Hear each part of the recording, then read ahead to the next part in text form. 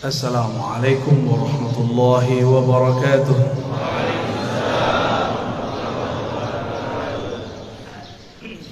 Alhamdulillahilladzi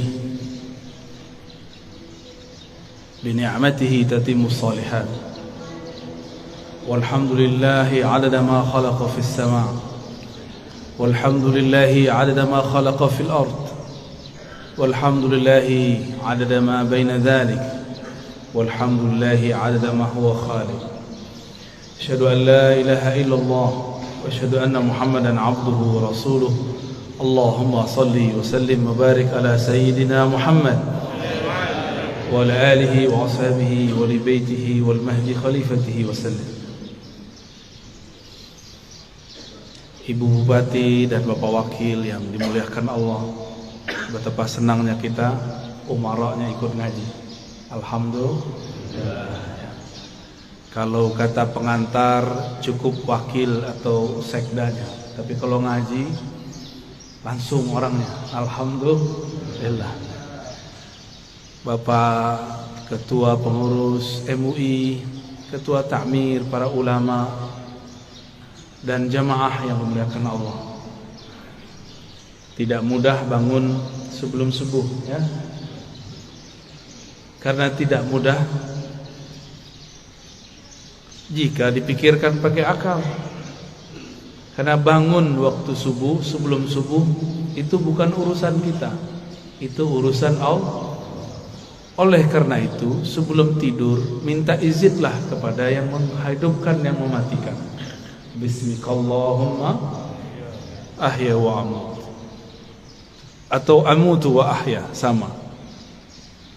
Ya Allah, izinkan aku tidur dan hidup kembali. Kalaupun bangun dalam nama Allah, maka kita bangun mengatakan alhamdulillahilladzi ahyana. Terima kasih yang telah mengembalikan hidup kami, ya Allah. Hidup kalau tidak tambah taat dan ma'rifat, percuma hidup. Lebih baik mati. Tapi jika ada ketaatan, ada kemakrifatan dalam hidup, fal hayatu aula, maka hidup lebih baik. Maka ketika ada seseorang mengeluhkan sakitnya dan dia mengatakan, mati sajalah aku, apa kata Nabi?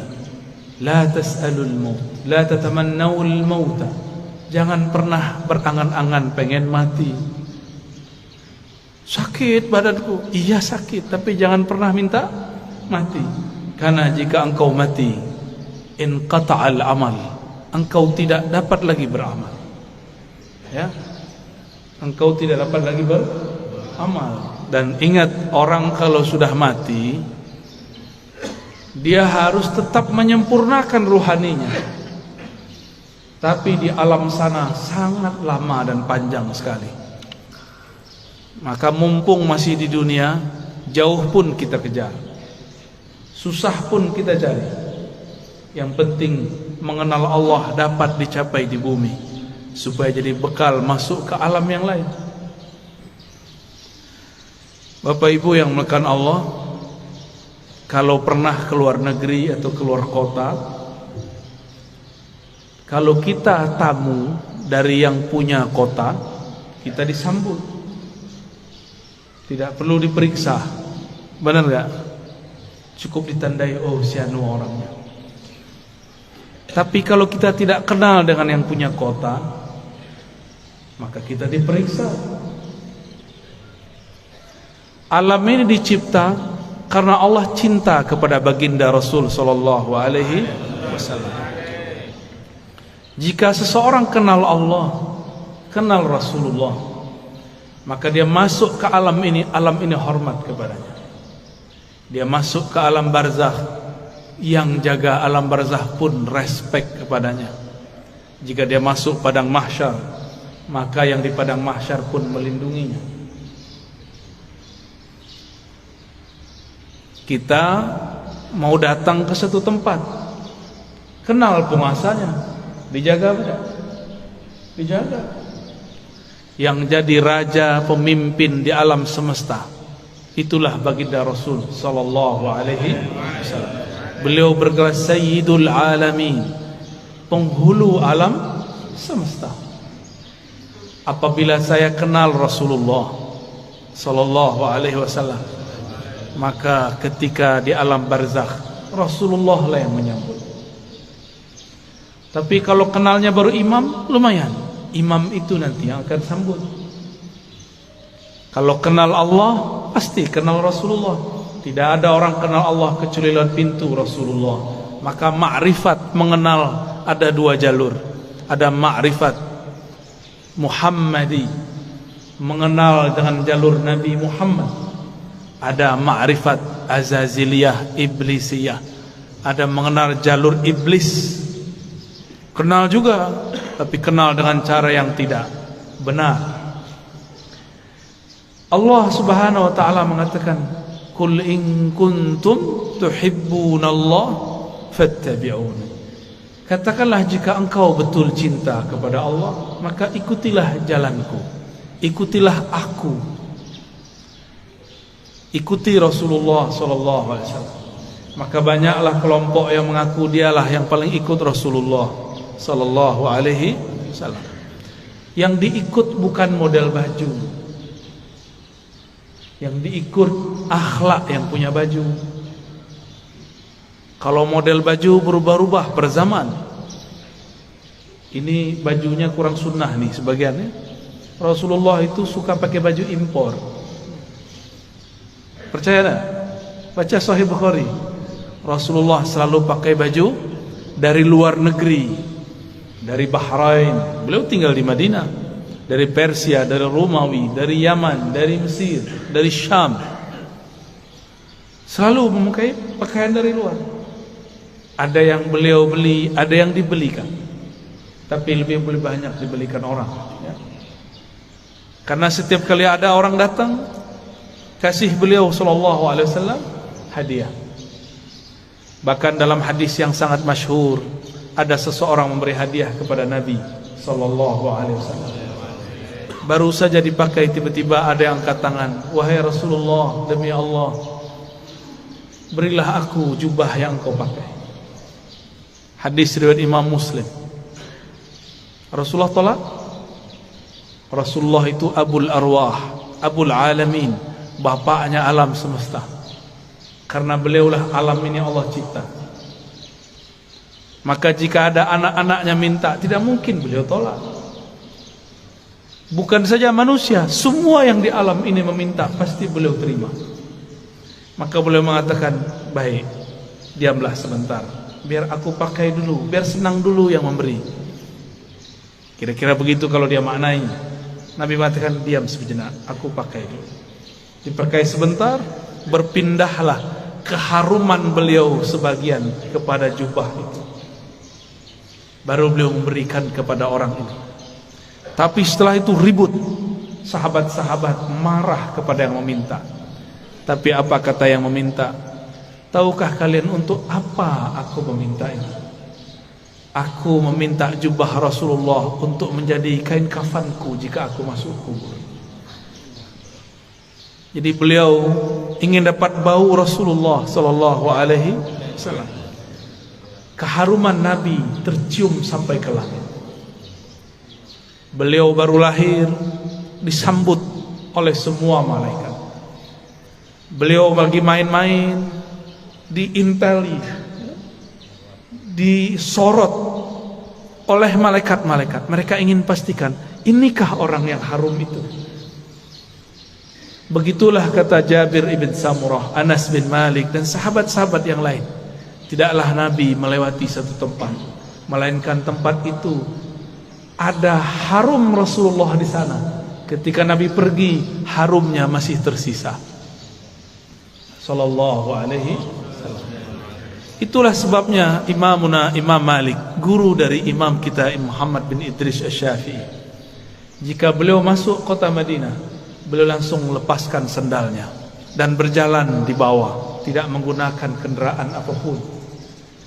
Lalu orang-orang bertanya, "Itu raja-raja masih naik kendaraan, kenapa engkau nyeker jalan kaki?" Apa jawaban Imam Malik yang wafat 179 Hijriah?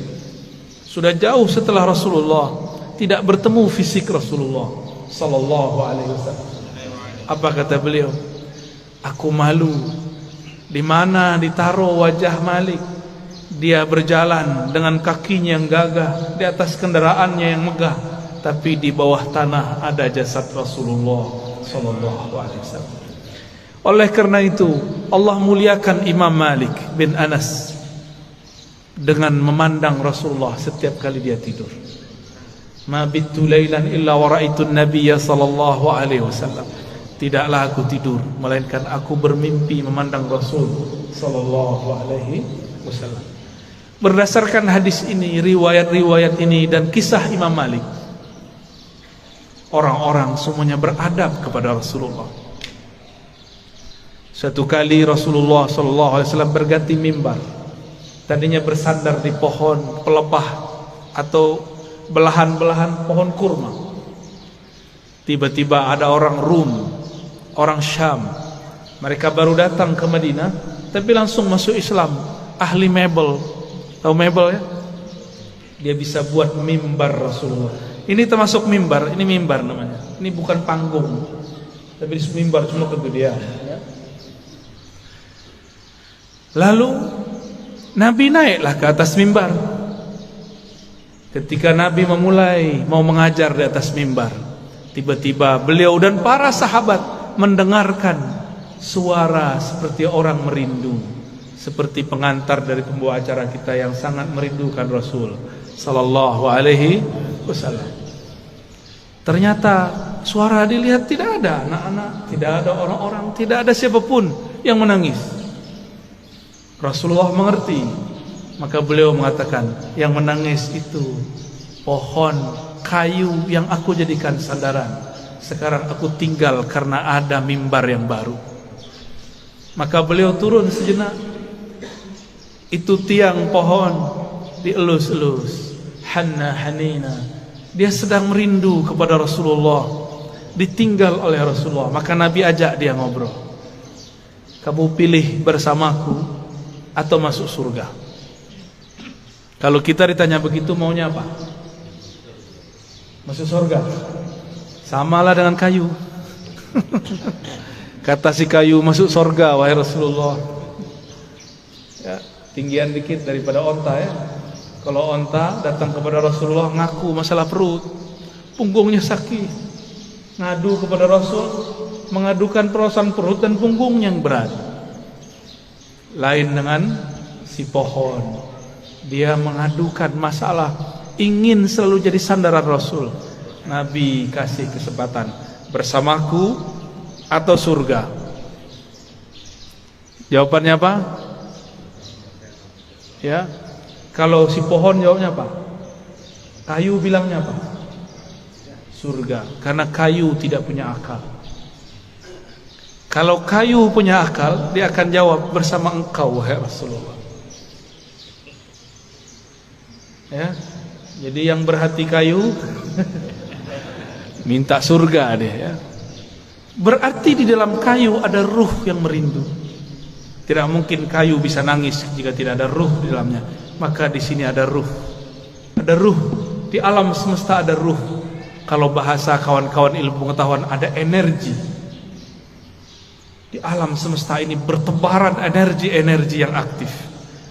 Elektromagnetik kata orang, dan itu tarik menarik. Apa yang membuat dia paling tertarik? Yaitu sosok baginda Rasul sallallahu alaihi wasallam, atau siapapun yang terhubung kepada Rasulullah sallallahu alaihi wasallam.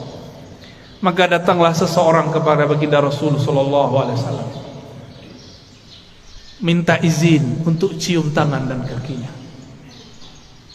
Ada lagi orang datang karena tidak ada Rasulullah, Rasulullah sudah dikubur. Maka datanglah kepada khadam Rasulullah, pelayan Rasulullah, Sayyidina Anas. Orang ini mengatakan, ya Anas, manakah mata yang dulu mata itu memandang Rasulullah? Izinkan aku mengecup matamu. Ada lagi yang datang kepada Jabir, datang kepada sahabat-sahabat lain, mengatakan, manakah tangan yang dulu tangan engkau pernah bersentuhan dengan tangan Rasulullah sallallahu alaihi wasallam? Izinkan aku mengecupnya, memegangnya. Begitu dulu mereka merindukan Rasulullah sallallahu alaihi wasallam.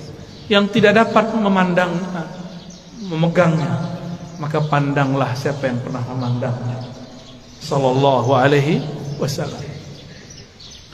Tiadalah mukmin memandang Rasul sallallahu alaihi wasallam kecuali bertambah cintanya. Tiadalah kafir memandang Nabi kecuali bertambah kufurnya. Tiadalah munafik memandang Nabi sallallahu alaihi wasallam kecuali bertambah kemunafikannya. Maka memandang Nabi pun bukan tanda orang itu selamat. Dengan apa dia memandang? Abu Jahal pandang Muhammad bin Abdullah atau Muhammad Rasulullah. Siapa yang dipandang oleh Abu Jahal, Abu Lahab? Muhammad bin Muhammad, anak saudaraku. Dia tidak pandang Muhammad Rasulullah sallallahu alaihi wasallam.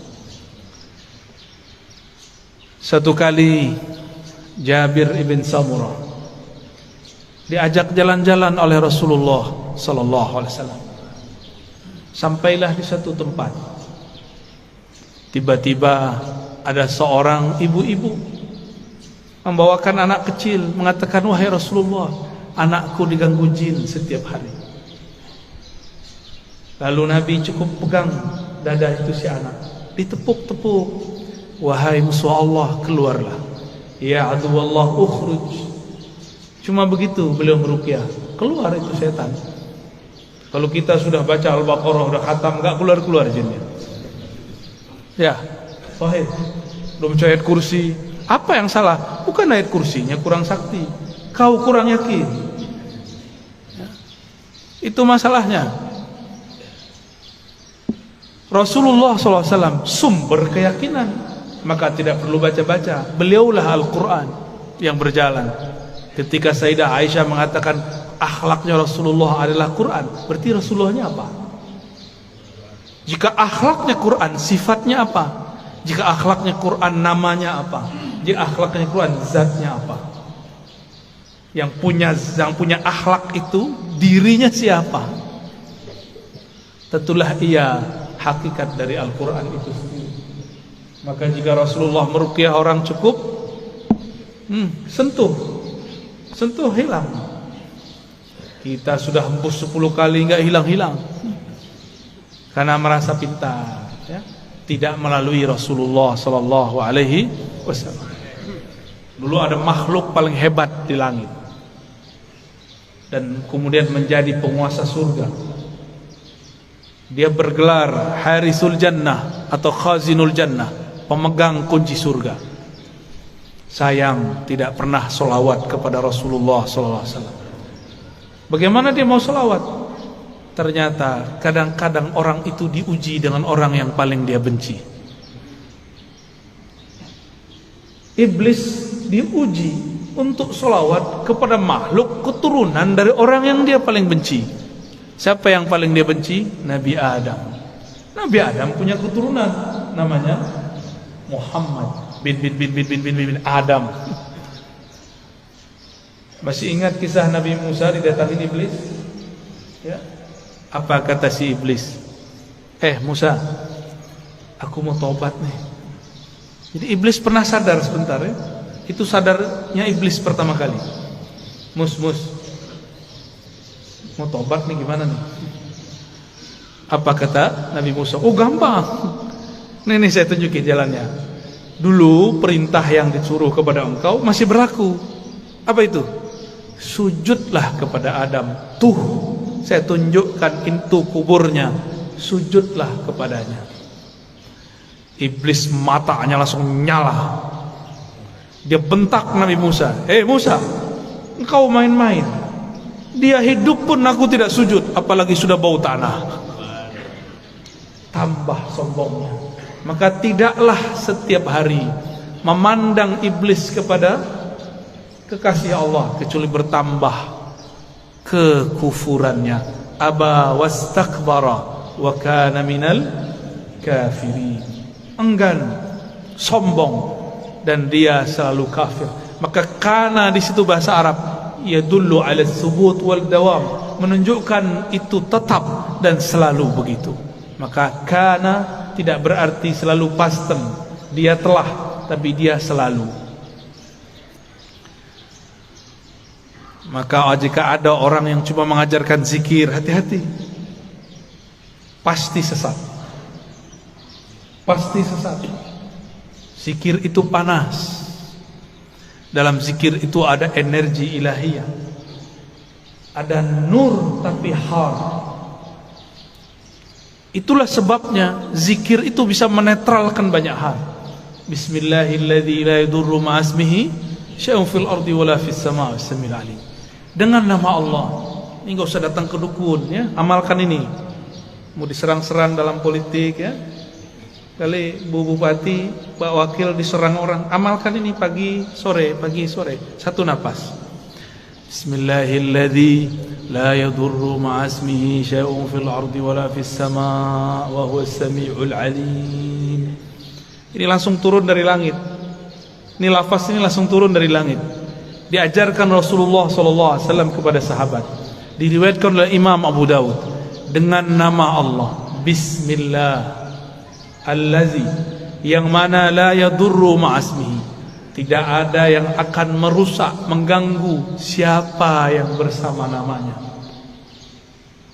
Ini maksudnya apa? Gak ada yang ganggu, baik dari langit ataupun dari bumi. Namanya Allah, Allah titipkan semuanya ke dalam qalbu Rasulullah sallallahu alaihi wasallam. Maka orang yang datang kepada Allah lewat pancaran qalbu Rasulullah, dia langsung diterima. Kalau saya masuk kantor Bu Bupati, bawa surat sakti dari Bu Bupati, diterima nggak? Diterima. Tadi kalau bawa proposal nggak ada janjian, ditolak nggak? Ditolak. Biasanya kalau pegawai itu ada kartu ya, kartu pengenal diri. Apa namanya? ID card. ID card. Itu kalau kita kemana-mana pakai ID card, tertulis di situ statusnya apa. Pasti tempat itu menghormati kita. Yang dipandang bukan kita, ID cardnya. Ya, siapa yang membawa nama Allah, siapa yang bersama Rasulullah, maka dia akan dihormati di mana saja. Imam Ahmad bin Hanbal dilecehkan oleh Al-Ghujur, ditelanjangi Pak. Itu Imam Ahmad bicara kepada sarungnya, wahai sarungku, tutuplah auratku. Takutlah kepada Allah, engkau mempermalukan aku. Langsung naik itu, diturunin lagi oleh Al-Ghujur, enggak turun-turun. Al-Ghujurnya takut.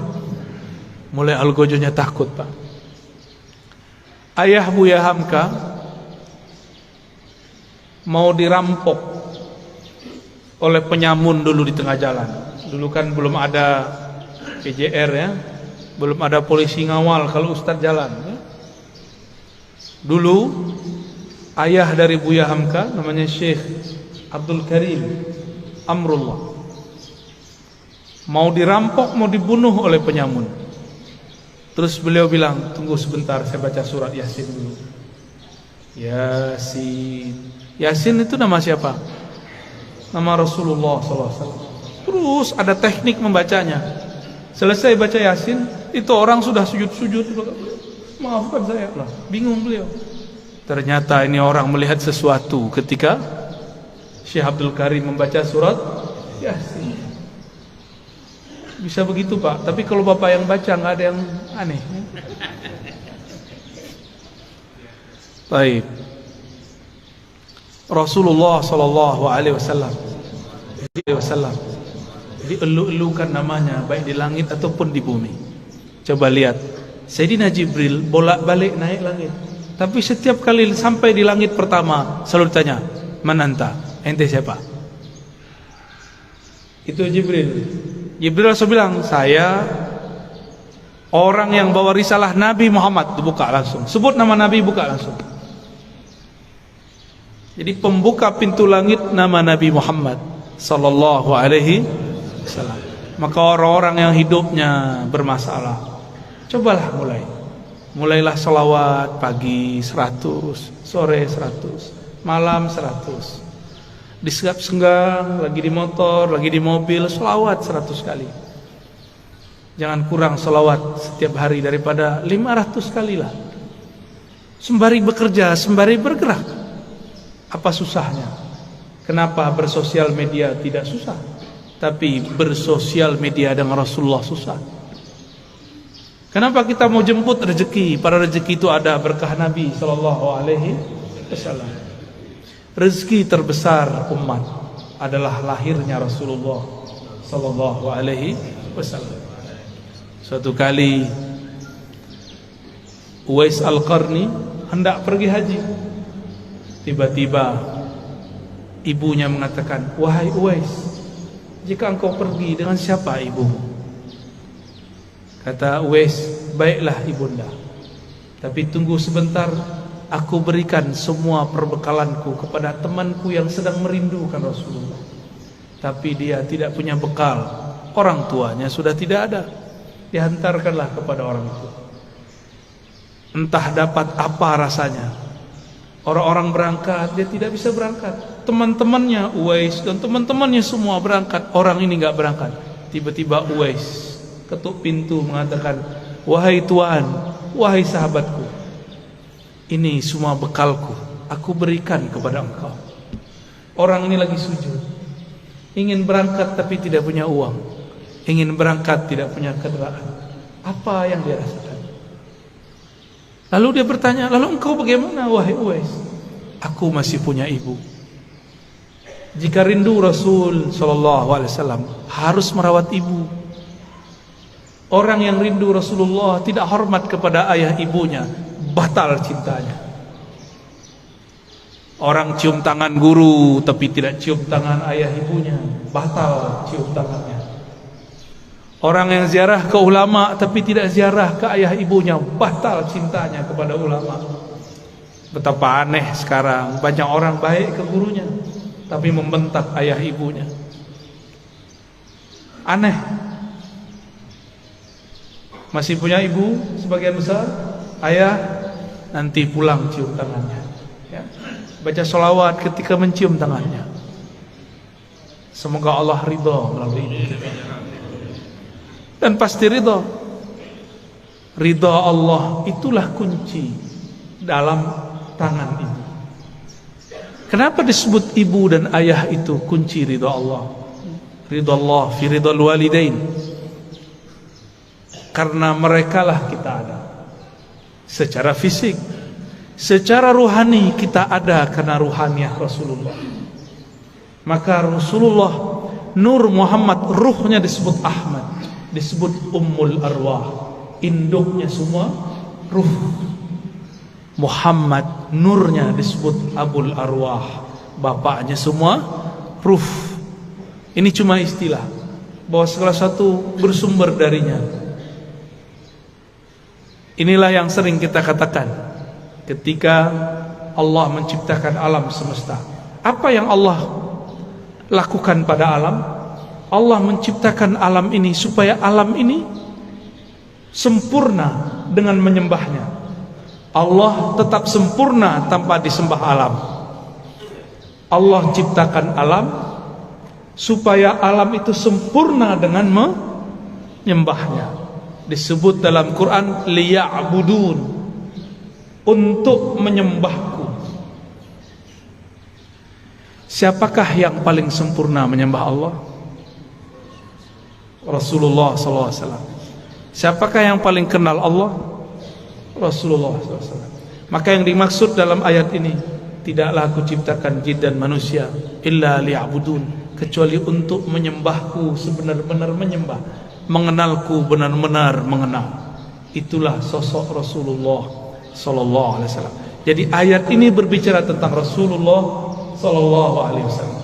Jadi jika ada orang mengatakan tidak usah buat maulid, tidak usah buat zikir-zikir, gak usah buat zikir jamaah, gak usah buat manaqib, tugas kita ibadah. Ya itu ibadah. Dan ibadah yang paling tinggi adalah as-salawat ala nabi sallallahu alaihi wasallam. Ini saya ulang-ulang ya, supaya masuk ke alam sadar kita dan alam bawah sadar kita. Allah sholat nggak? Allah sholat nggak? Allah tadi sholat subuh nggak? Nggak. Saya ulang yang kenceng dong. Allah sholat nggak? Allah haji nggak? Allah puasa nggak? Allah sedekah nggak?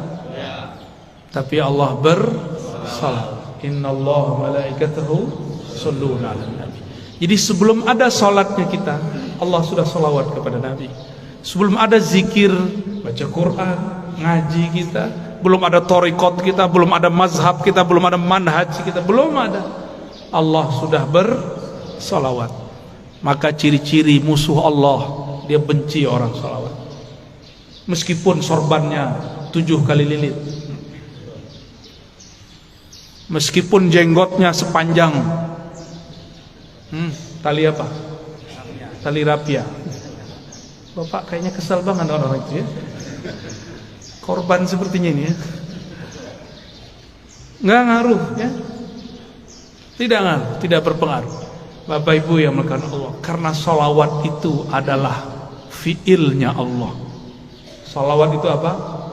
Apa arti fiil? Kerjanya Allah. Dengan salawat itulah Allah menciptakan alam. Salawat itu artinya cinta dan kasih sayang. Maka kalau kita salawat, Allahumma salli ala sayyidina Muhammad, apa artinya? Ya Allah, sampaikan cinta, salam, kasih sayang kepada baginda Nabi Muhammad. Jadi salawat itu jangan pakai terjemahan biasa. Ya Allah beri salawat ke Nabi Muhammad. Itu bukan memaknai, itu namanya translate, menterjemah. Berselawatlah dengan rasa.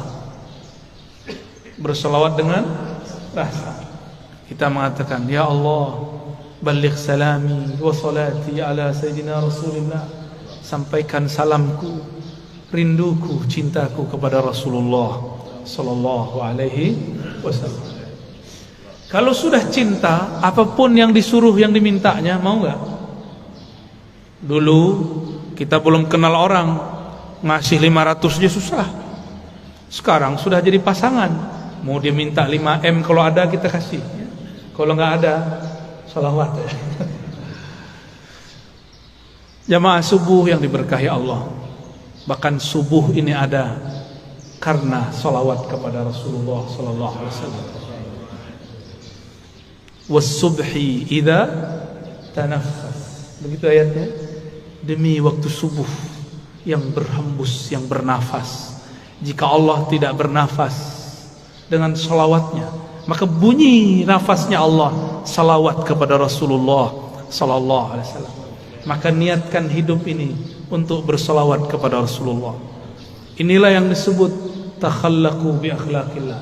Tirulah fiil-fiilnya Allah. Tirulah akhlaknya Allah. Allah itu mencipta alam dalam salawatnya karena cinta kepada Rasulnya. Maka beramallah karena cinta. Bukan lagi buat maulid, buat manakib karena ada hajat. Pak Kiai, Pak Ustadz, doakan saya bisa beli apa? Beli rumah. Pak Kiai, doakan saya beli mobil. Pak Kiai, samalah kau dengan onta itu ya. Onta datang ke Nabi, ya Rasulullah, perutku lapar, tugasku banyak, tuanku nggak tahu diri. Onta datang nangis, yang dikadukannya bukan ya Allah Rasulullah, izinkan aku bersamamu, nggak ada dia ngomong begitu. Onta, paham onta? Si kayu ngomong, aku ingin di surga aja. Tapi beda dengan Abu Bakar, beda dengan Umar, beda dengan Utsman, beda dengan Ali. Mereka ingin jadi pintu-pintunya Rasul. Maka ujung dari pintunya Rasulullah, pintu terdekat Sayyidina Ali. Apa kata beliau? Aku kota ilmu, Ali lah pintunya. Maka tiada satu mazhab, satu manhaj, satu aliran, satu pemikiran yang sahih kecuali sanadnya bersambung kepada Sayyidina Ali. Tapi syaitan tidak tinggal diam. Dia buatlah, dia campur adukkanlah cinta kepada Ali dengan benci kepada sahabat. Namanya kelompok Rafidhah. kelompok yang membenci sahabat Rasul sallallahu alaihi wasallam. Ya, kita cinta Sayyidina Ali, cinta juga sahabat Rasul. Ini perbedaan kita dengan Syiah Rafidah. Mari berguru kepada orang bersanad, nanti bersambung kepada Sayyidina Ali. Lebih kurang itu pengantar rindu yang dapat saya sampaikan. Ya, di sela-sela rihlah. Rihlah artinya perjalanan. Dulu Rasulullah buat rihlah. Insyaallah kalau lain kesempatan kita teruskan. Ada tanya jawab? Baik, tafadhol.